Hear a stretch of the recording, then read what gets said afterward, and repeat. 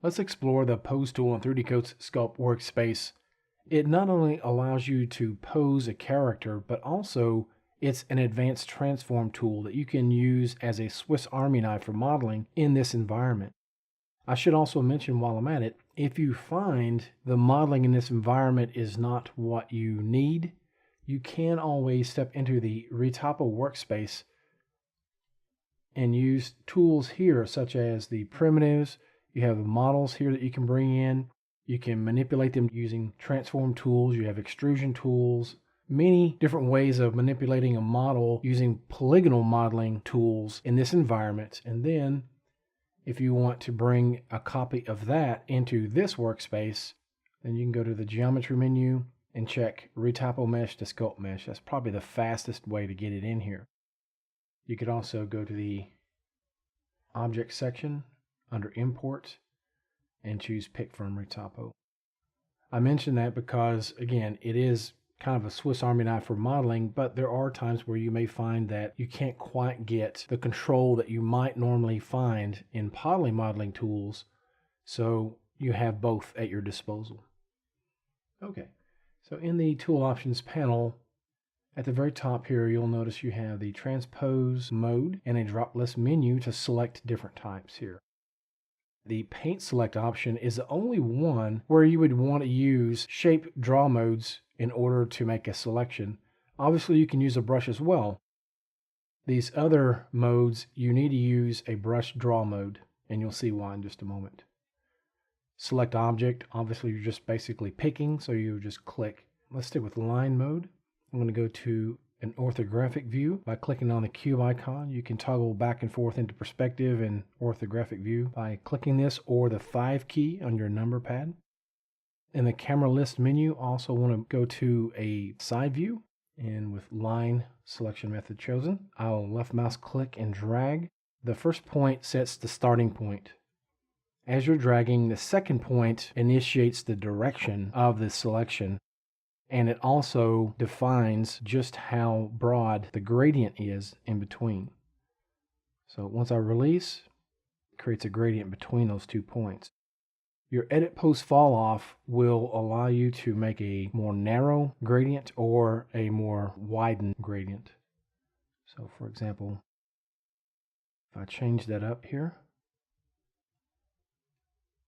I clear the selection and I do that one more time. You can see how much wider that gradient is. You have the standard transform gizmo. Another new addition that has been added to this gizmo is this transform along 2-axis scale widget. It's somewhat hidden until you hover over it, and then it's highlighted, just as any widget will be highlighted as you hover over it. This outer ring allows you to rotate basically in screen space. This one allows you to simply move in screen space. When you are working with the gizmo, there is a way to reposition and orient the gizmo the way you want before you make the transform. You do that by checking Move Only Gizmo, but a better way of going about it is to hold the Shift key down, then you can make the adjustment on the fly. When you're done, just release the Shift key and go ahead and make your transform. So let's go ahead and try and rotate here. Now it's selecting the back part of the thigh, and I really do not want that. So I'm going to undo. And I'm going to clear the selection. Alternatively, you can hit Control D, which is a universal deselection keyboard combination throughout 3D Coat, just as it does in Photoshop. So it's easy to remember. So I'll hit Control D to deselect. Okay. And I'll make that selection again. I'll clear that. I want to choose the default profile and tweak it just a bit. Okay. Now I'll go ahead and rotate. You'll notice it only moved one side, so I'll undo. Clear the selection. I'll hit my S key to bring up the symmetry panel. Enable that. Make the selection again.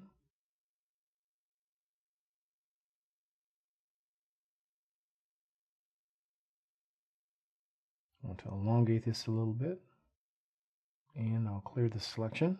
This time, here I want to rotate the ankle.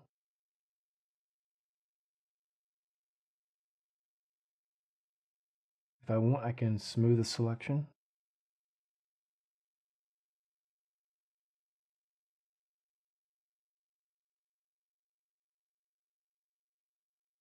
Now let's go to a front view. We will change our selection type to ring, and I'll clear the selection. A ring will do as the name implies. It's going to create a selection confined between the 2 points. Again, I can smooth the selection.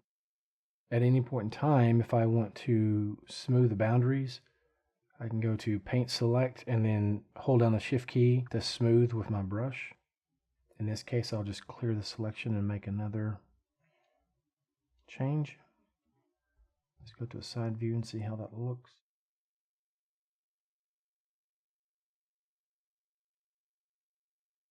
Again, I'll clear.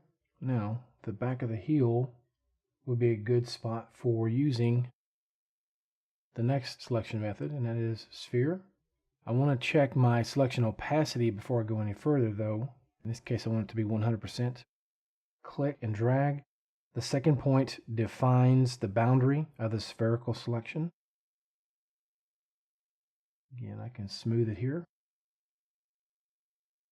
And I will hide the gizmo temporarily, and I will use the paint select mode to show that you can combine these.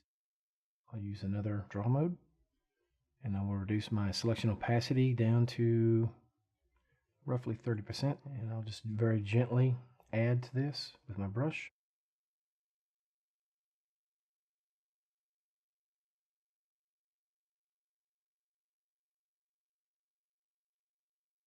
I can hold down the Shift key, right click and drag up to increase the smoothing intensity. Alright, now we're going to switch to a legacy gizmo, which can be quite useful in many situations. As you can see, we have these quick alignment tools here, to X, to Y, to Z, and we can flip it if we need. We can adjust the length. Along the stem here, this little widget will change the transform type. This is kind of a global move in screen space. Move along this local axis or the stem. And let's change the transform type. We can rotate in this direction. We can also rotate as we turn. You'll notice it kind of rotates with you. So we can rotate this way or this way. We can also rotate around this stem or this local axis. And this is our pivot point. We can change the direction, so as we pull along a local axis, we can make it pull in this direction. If I want, I can scale it down to kind of flatten it out, which can be good when you're hard surface modeling. But in this case, I want to move. There we go. Let's go ahead and clear our selection again. All right, in the next video, we're going to look at not only the paint select option, but also the select object option as well. And we will look at using the freeform lattice in order to make more intricate transform operations. So stay tuned and we will see you then.